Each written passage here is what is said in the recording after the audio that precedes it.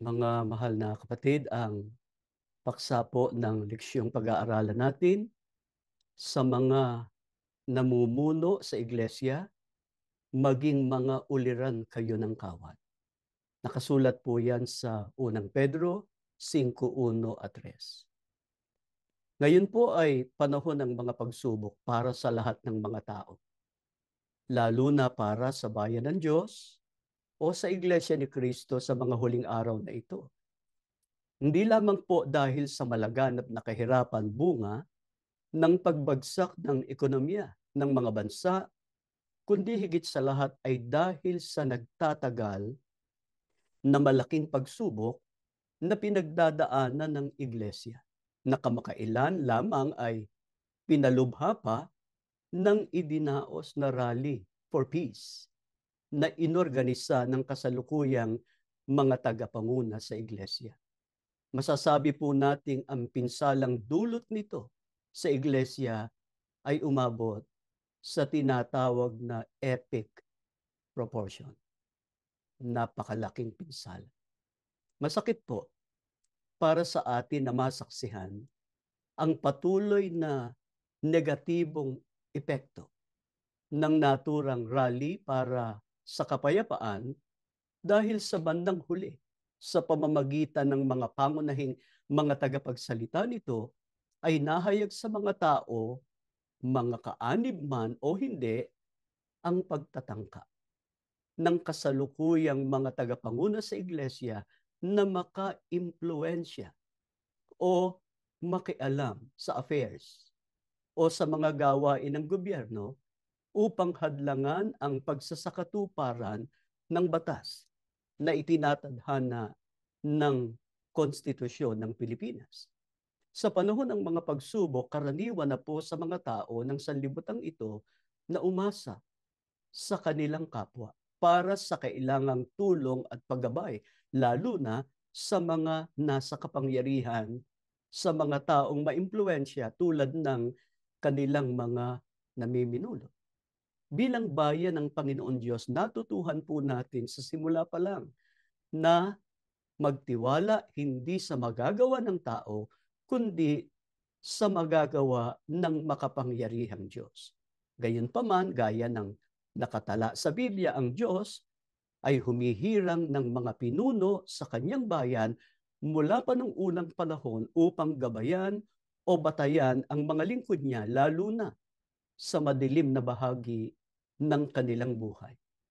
Inaasahan po namin na ang leksyong ito ay magsisilbing panawagan sa lahat ng mga tagapanguna, mga ministro at mga manggagawa sa iglesia upang lubos nilang mapagtanto ang mahalagang papel na ginagampanan nila sa espiritual na buhay ng mga kabilang sa bayan ng Diyos.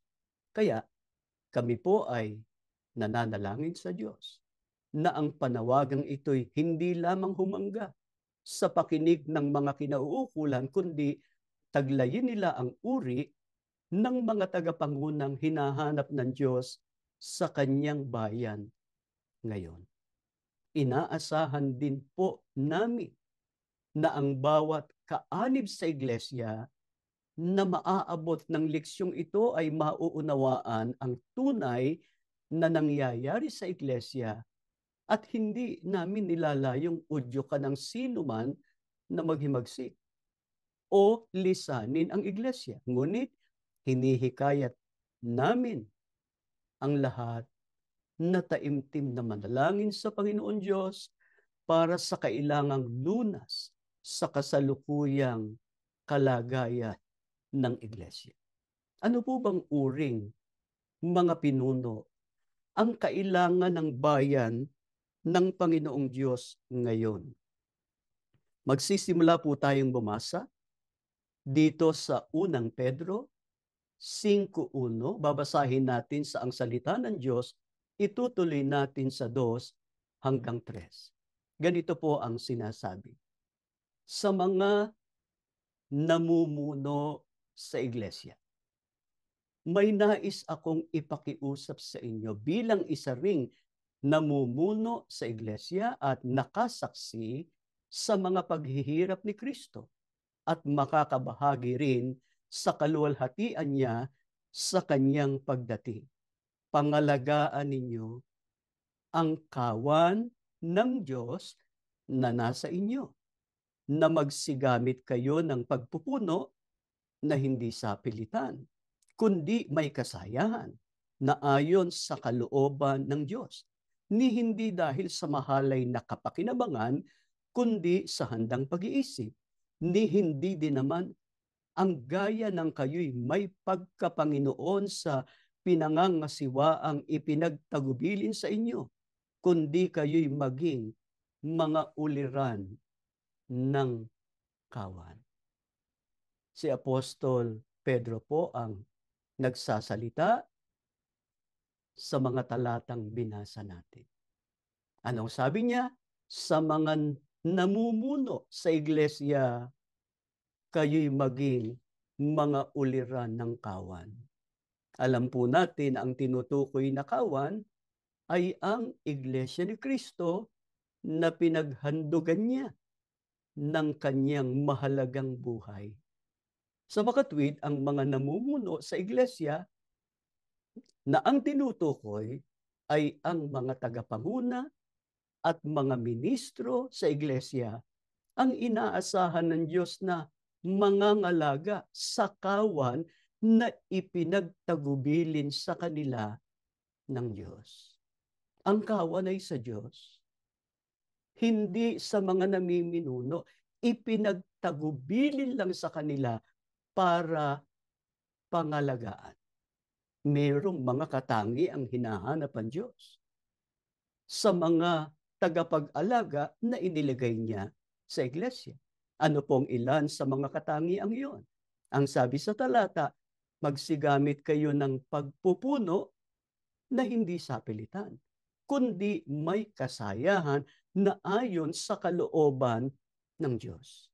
Kaya ang mga tagapanguna at mga ministro ay dapat mamunong udyok ng pag-ibig at pagmamalasakit na ang ipinatutupad sa kawan o sa iglesia ay kung ano lamang ang ayon sa kalooban ng Diyos.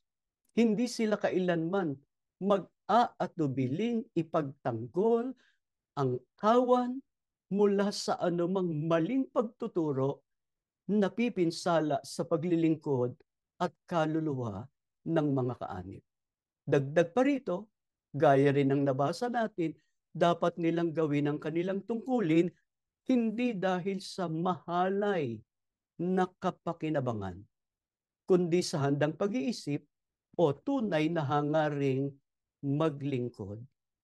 Kaya naman ang mga tagapanguna at mga ministro ng iglesia hindi dapat maging maibigin sa salapi. Hindi dapat maging sakim at hindi dapat tumutupad dahil sa material na konsiderasyon, na gaya ng isinasaad sa Roma 16:18 na paglilingkod sa sariling tiyan. Isinasaad din sa Biblia na ang tamang pangangalaga ay hindi gaya ng may pagkapanginoon sa pinangangasiwaan. Kaya mali pong paraan ng pangunguna yung ang mga inaalagaan ay ginagamitan ng dahas, pinagbabantaan o tinatakot at ginigipit. At kung inyong napansin sa hulihang bahagi ng talata ay sinabi ni Apostol Pedro, kayo'y maging mga uliran ng kawan. Katumbas ng maging mabuting halimbawa kayo sa iglesia. Sa ano po ba dapat maging uliran o mabuting halimbawa ang mga tagapanguna at mga ministro ng kawan o ng iglesia?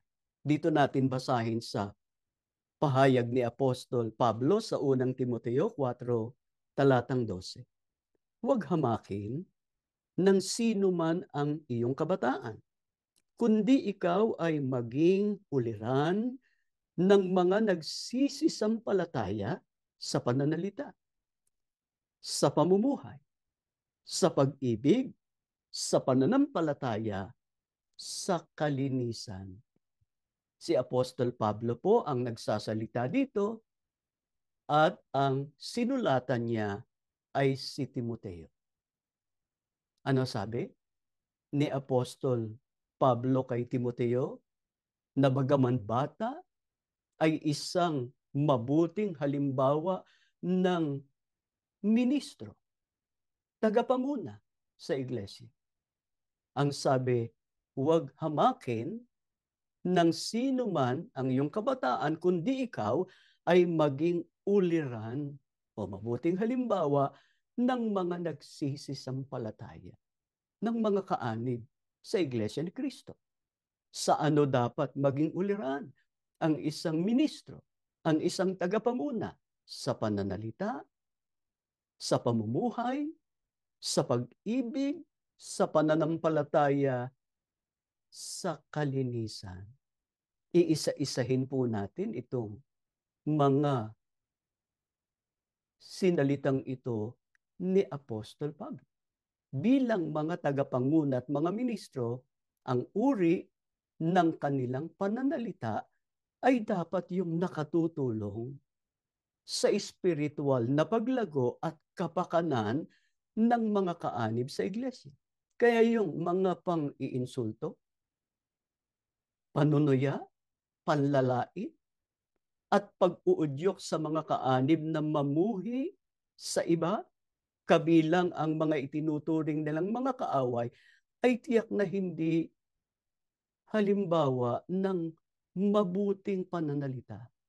Dapat din silang maging mabuting halimbawa sa kanilang pag-uugali o asal.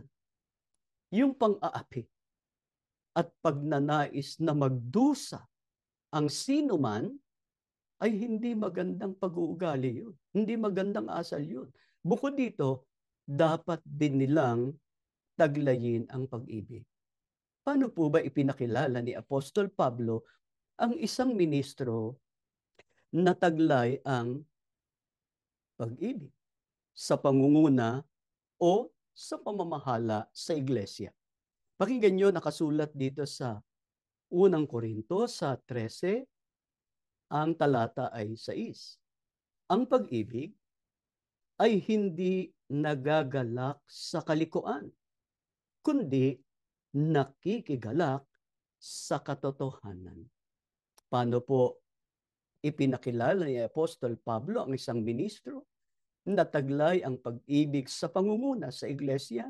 Ang tunay na umiibig ay hindi nagagalak sa kalikuan, kundi nakikigalak sa katotohanan.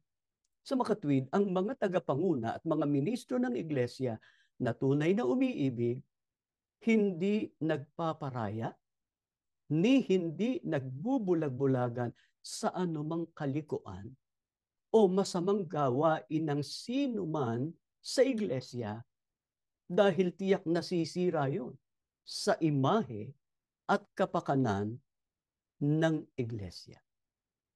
Gaya ng nabasa rin natin sa talata, ang mga tunay na ministro ay dapat maging uliran din sa pananampalataya. Taglay nila ang tunay at matibay na pananampalataya. Paano po ba natin malalaman kung ang isang ministro ay nagtataglay ng tunay at matibay na pananampalataya? Pakinggan niyo ang pahayag ni Apostol Pablo rin sa Roma 10:17 at 15. Kaya nga, ang paniniwala ay nanggagaling sa pakikinig. At ang pakikinig ay sa pamamagitan ng salita ni Kristo. At paano silang magsisipangaral kung hindi sila mga sinugo? Ang tunay na pananampalataya ay nagmumula sa pakikinig, sa pangangaral ng sugo ng Diyos. Kaya mahalaga ang pagsusugo ng Diyos. Hindi totoo yung paniniwala ng iba na malaya ang sino man na mag-aral. ng mga salita ng Diyos na nakasulat sa Biblia. May isinugo ang Diyos. Noon, magpahanggang ngayon sa ating panahon. Sino po ang sugo ng Panginoon Diyos sa mga huling araw na ito? Si kapatid na Felix Manalo. Maraming patotoo ang Biblia. Mga hula ng Biblia, mga paon ng pahayag ng Biblia tungkol sa kanyang kahalalan na natupad sa kanya. Pagka hindi sugo ang pinakinggan, hindi tunay na pananampalataya ang tataglayin ng sinuman. Paano makikilala ang tunay na sumasampalataya? Pag binasa natin yung nakasulat sa Santiago 2:14, ang pananampalataya ay makikita sa mga gawa. Kaya ang mga masasamang gawa ng isang tao ay nagpapabulaan o nagpapawalang bisa ng kanyang pananampalataya. Kahit ang kilin pa ng sino man na siya'y mananampalataya, taglay niya ang tunay na pananampalataya sapagkat sugo ang nangaral. Subalit kung ang nasusumpungan sa kanya ay ang kalikuan, masasamang gawa, nawawala ng kabuluhan ang kanyang pananampalataya. Narinig ninyo ang pahayag ng Biblia, ang tunay na umiibig, tunay na sumasampalataya, nakikigalak sa katotohanan. Ang katotohanan, yun nga ang mga salita ng Diyos. Yun ang ikinagagalak niya. Yun ang ikinasisiyay niya na yun ang kanyang nilalakaran, na yun ang kanyang ibinubuhay. Panghuli po sa binanggit sa talata na dapat maging katangian ng mga tagapag-alaga sa iglesia ay ang kalinisan o kadalisayan ng kanilang pamumuhay. Kaya naman, ang mga nagpapakasasa sa katiwalian, sa anomalya, ay hindi maaaring maging mabuting halimbawa sa kawan o sa iglesia.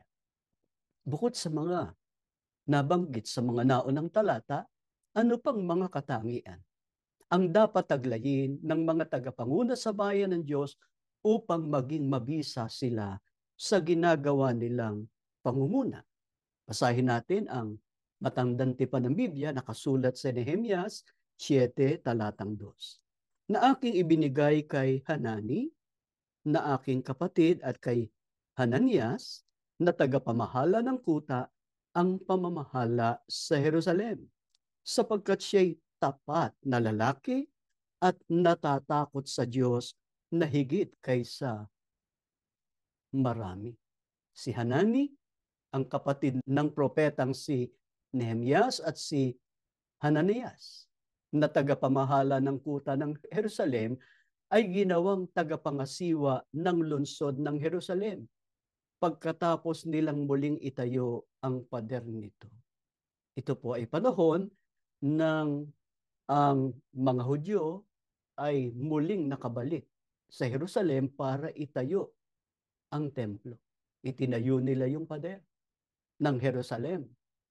Merong pinagtiwalaan ang propetang si Nehemias para mamahala ng kuta ng Jerusalem.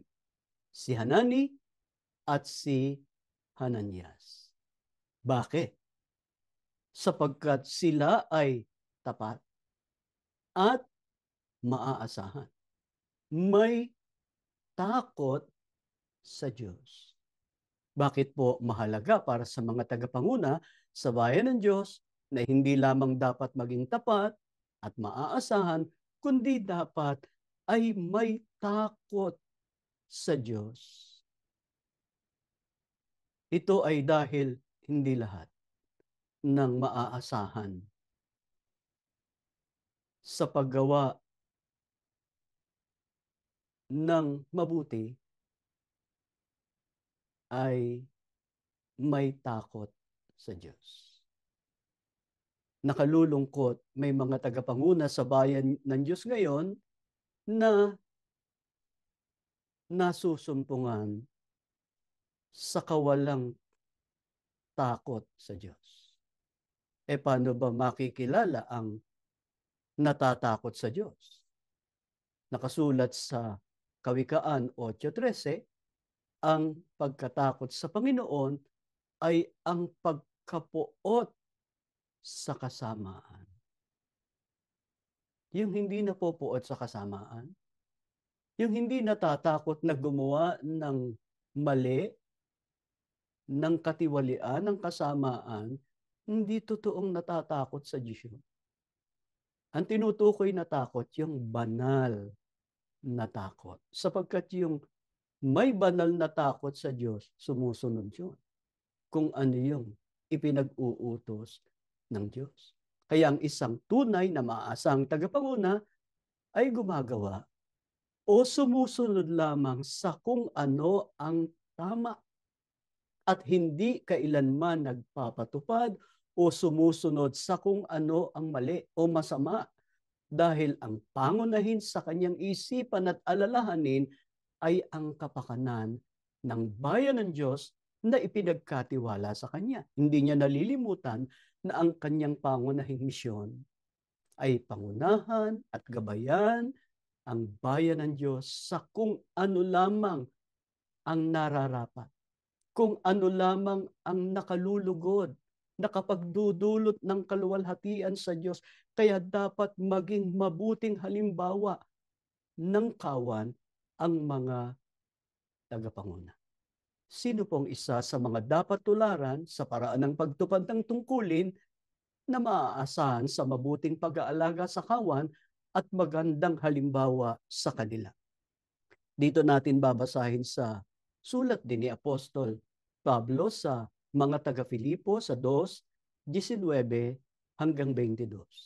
Datapwat inaasahan ko sa Panginoong Hesus na suguing madali sa inyo si Timoteo, upang ako naman ay mapanatag pagkaalam ko ng inyong kalagayan, sapagkat walang taong katulad ko ang pag-iisip na magmamalasakit na totoo sa inyong kalagayan, sapagkat pinagsisikapan nilang lahat ang sa kanilang sarili, hindi ang mga bagay ni Jesucristo.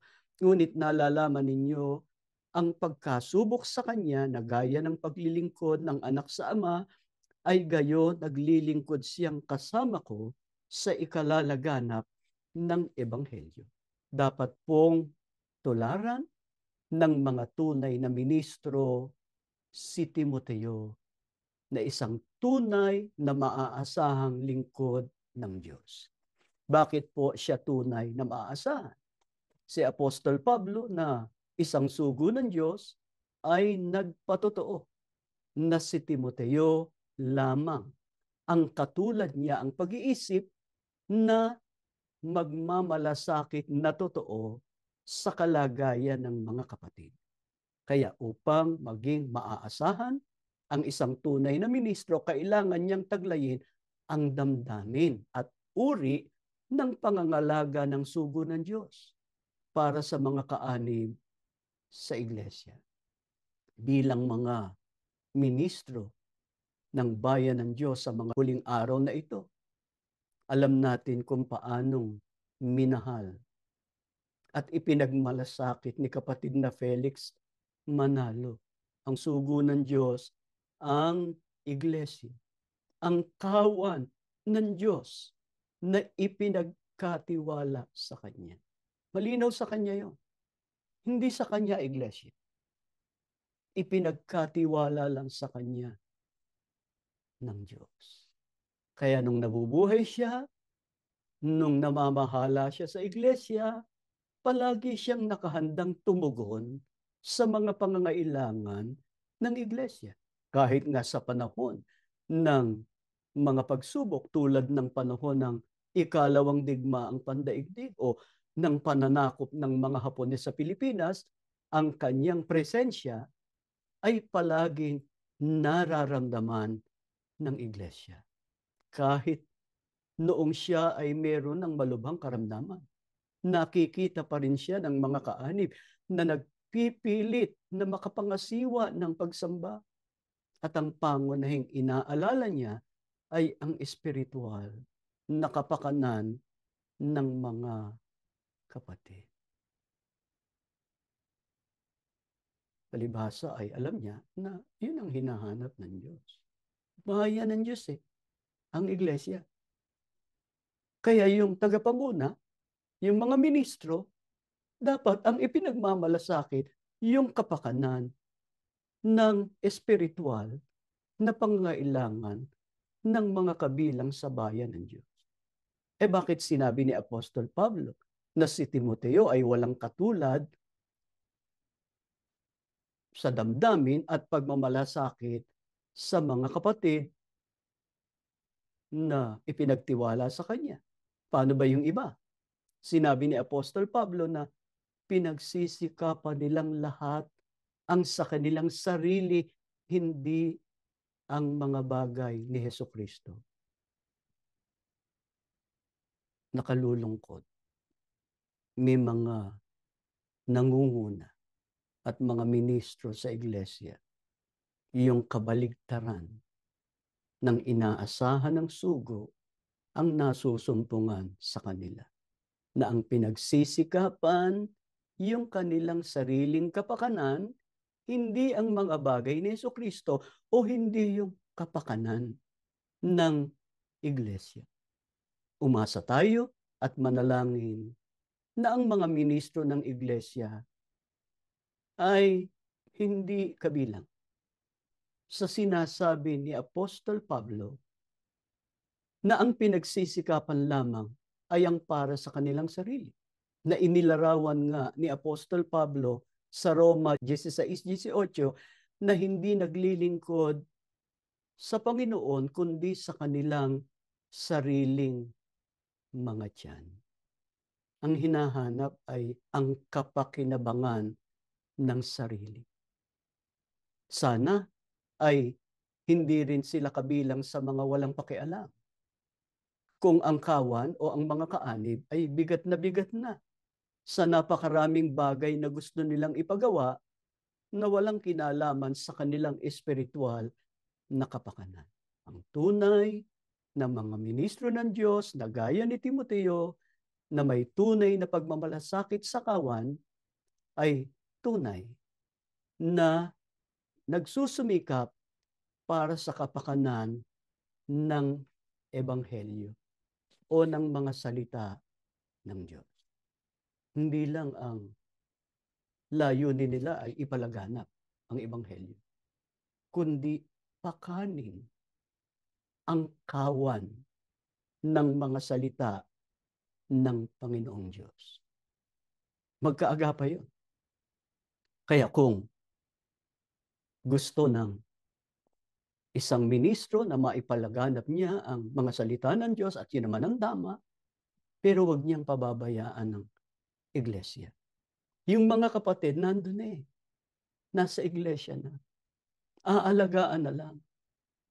Hindi yung nawawala sa focus ang mga nangunguna, ang mga ministro, na pababayaan ang kawan dahil sa ibang mga pinag-uukulan ng panahon at pansin. Dapat ay balanse. Ang pamamahala, ang pangangasiwa sa iglesia, lahat ng kapakanan ng iglesia inaalagata ng tunay na tagapanguna, ng tunay na mga ministro sa iglesia. Ang totoo, hindi lamang ang mga ministro, kundi tayong lahat na tumanggap ng mga tungkuling ibinigay ng Diyos ay dapat ipagtanggol ang iglesia at ang katotohanan at gampanan ang ating mga tungkulin ng maayos o ng ayon sa kalooban ng Diyos.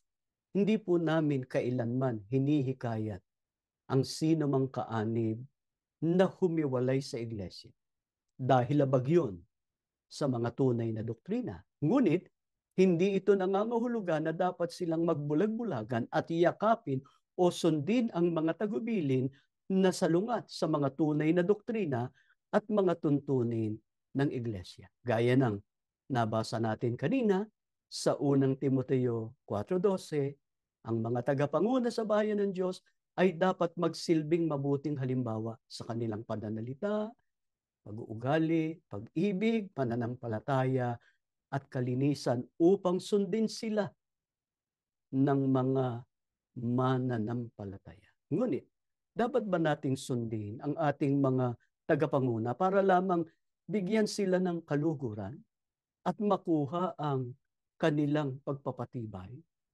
Pakinggan niyo ang nakasulat dito sa Efeso sa 6, mga talatang 5 hanggang 6, ganito ang sinasabi. Mga alipin, magsitalima kayo sa mga yaon ayon sa laman ay inyong mga Panginoon na may takot at panginginig sa katapatan ng inyong puso na gaya ng kay Kristo. Hindi ang paglilingkod sa paningin na gaya ng pagbibigay lugod sa mga tao, kundi bagkus gaya ng mga alipin ni Kristo na ginagawa mula sa puso ang kalooban ng Diyos. Dapat po ba nating sundin ang ating mga tagapanguna para lamang bigyan sila ng kaluguran at makuha ang pagpapatibay nila? Hindi. Kundi ang dapat nating gawin ay kung ano ang kalooban ng Diyos. Nakalulungkot ang mga talatang ito ay ginagamit ngayon ng mga tagapanguna at mga ministro ng iglesia bilang batayan sa pag-uutos sa mga kaanib na sumunod at huwag magreklamo anuman ang mga tagubilin o ipinagagawa sa kanila kahit walang kinalaman sa kanilang espiritual na mga obligasyon o pananagutan. Nabigo ang kasalukuyang mga tagapanguna o marahil ay tumatanggi silang unawain kung sinabi man ng Biblia na magsitalima ang mga kapatid na may takot at panginginig, dapat nilang mapansin ang utos na ito ay sinundan ng tagubilin na gawin ninyo ito ng may katapatan ng puso na gaya kay Kristo at ginagawa ninyo ng ayon sa kalooban ng Diyos.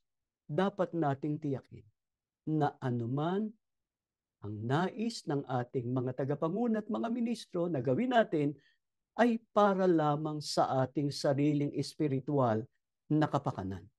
At higit sa lahat, para sa ikaluluwalhati ng Diyos at ng Panginoong Hesukristo. Kaya nga tayo, narito sa ganitong kalagayan, hindi dahil sa naghimagsik tayo sa kasalukuyang pamamahal. Lalong hindi dahil sa itinakwil na natin ang iglesia. Dahil sa pinaniwalaan na natin ang iglesia ay natalikod na. Dahil sa pagsama ng mga tagapanguna. Kundi tinitindagan natin kung ano yung tama. Kung ano lang ang tinanggap natin sa sugo at sa naon ng namahala, yon ang pinagsisikapan nating tuparin. Gaano ba kahalaga ang pagtugon natin o pagtupad sa ating mga tungkulin bilang mga kaanib sa iglesia, bilang mga may tungkulin, bilang mga ministro sa iglesia, ng buong puso, ayon sa kalooban ng Diyos at sa Panginoong Hesukristo. Pakinggan niyo ang kahalagahan ng buong pusong pagtupad ng mga kalooban ng Diyos. Dito po sa Kolosas sa 3:23 hanggang 24, ganito po ang ating mababasa. Anumang inyong ginagawa ay inyong gawin ng buong puso na gaya ng sa Panginoon at hindi sa mga tao. Yamang inyong nalalaman na sa Panginoon ay tatanggapin ninyo ang ganting mana sapagkat naglilingkod kayo sa Panginoong Hesukristo. Mga kapatid, gaano kahalaga ang pagtupad natin ng ating mga tungkulin na tinanggap sa Diyos sa loob ng iglesia ng buong puso, ayon sa kalooban ng Diyos at ng Panginoong Hesukristo. Sabi ni Apostol Pablo, anumang inyong ginagawa, ay inyong gawin ng buong puso na gaya ng sa Panginoon at hindi sa mga tao. Hindi pakitang tao. Kundi lahat ay ginagawa natin para sa Panginoon. Gaano kahalaga yun?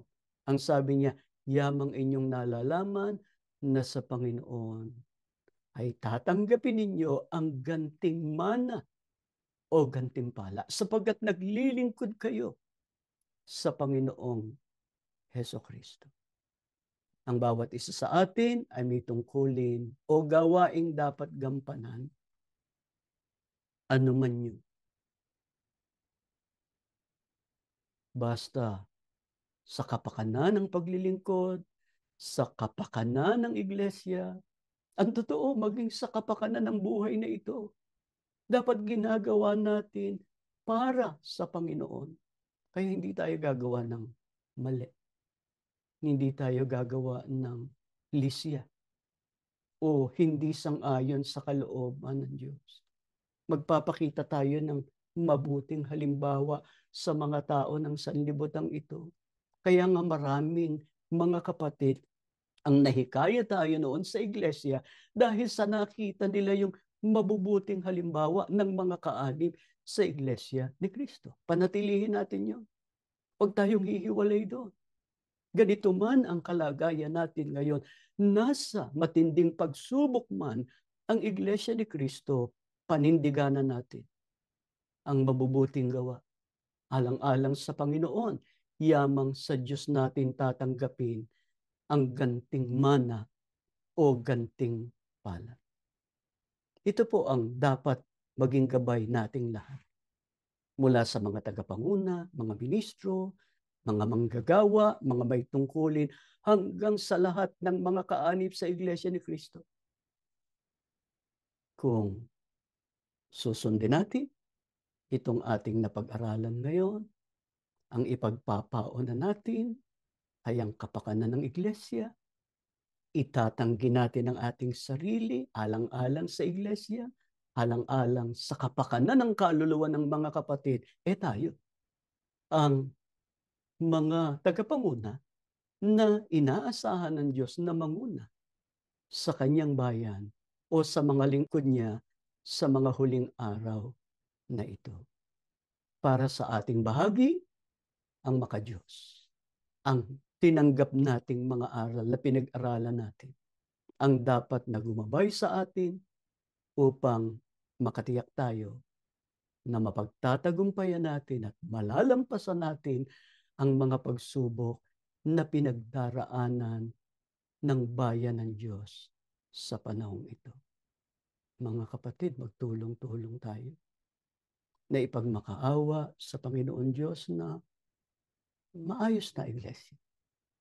Makabalik na ang iglesia sa dati nitong banal, maayos, malinis, maluwalhating kalagayan para makapaghanda tayong lubos sa nalalapit na kaligtasan. Pinadaan lang tayo ng Diyos sa mga pagsubok para dalisayin ang ating pananampalataya. Hindi para pabigatin ang loob natin.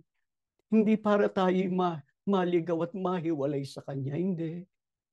Ang mga pagsubok magpapadalisay sa ating pananampalataya at lalong maglalapit sa atin sa Diyos at sa Kanyang mga biyaya at pagpapala.